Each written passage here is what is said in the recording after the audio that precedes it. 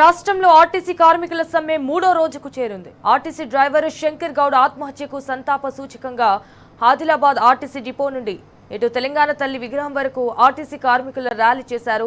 మౌన దీక్ష చేపట్టి కొవ్వొత్తులు వెలిగించి శంకర్ గౌడ్ కు ఘనంగా నివాళులర్పించారు.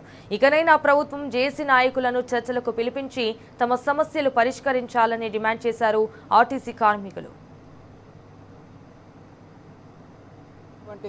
నిర్ణయానికి మనమందరం కట్టుబడి వారి నిర్ణయం చొప్పున వారు ఏమి కార్యక్రమం చేపడితే అది మనం చేస్తూ ముందుకు వెళ్తున్నాం.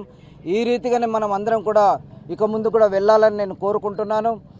మరి విషాదమైన విషయం ఏమిటంటే మన మధ్యలో శంకర్ గౌడ్ గారు మరి ప్రభుత్వం యొక్క నిర్లక్ష్యము, ప్రభుత్వం యొక్క వైఖరిని వారు ఎంతో బాధగా వారు స్వీకరించి వారి ప్రాణాన్ని కూడా త్యాగం చేయడానికి వారు సిద్ధపడ్డారు. నిజంగా మరి ప్రభుత్వం యొక్క వైఖరి మనందరికీ బాధ కలిగిస్తుంది.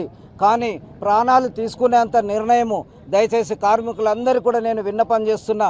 అలాంటి మరి నిర్ణయాలు ఎవరు తీసుకోవద్దని నేను మరొకసారి విన్నవిస్తున్నాను. అలాగే మా యొక్క పే స్కేల్స్ ఏవైతే ఉన్నాయో మరి పిఆర్సీ కూడా రావాల్సింది సార్. మీ నిర్లక్ష్యమే ప్రాణాలు తీసుకోవడానికి, మీ నిర్లక్ష్యమే కఠిన హృదయానికి, మీ నిర్లక్ష్యమే మరి లేనిపోని ఆలోచన కలగజేసినారు. ఇంకా ఎక్కువ మంది ప్రాణత్యాగం చేయకముందే మీరు త్వరగా ఒక మంచి నిర్ణయం తీసుకొని ఈ కార్మికులందరినీ కాపాడండి సార్. ఈరోజు మన శంకరన్న గారు బలిదానం చేసుకునేందుకు చాలా బాధాకరంగా ఉంది.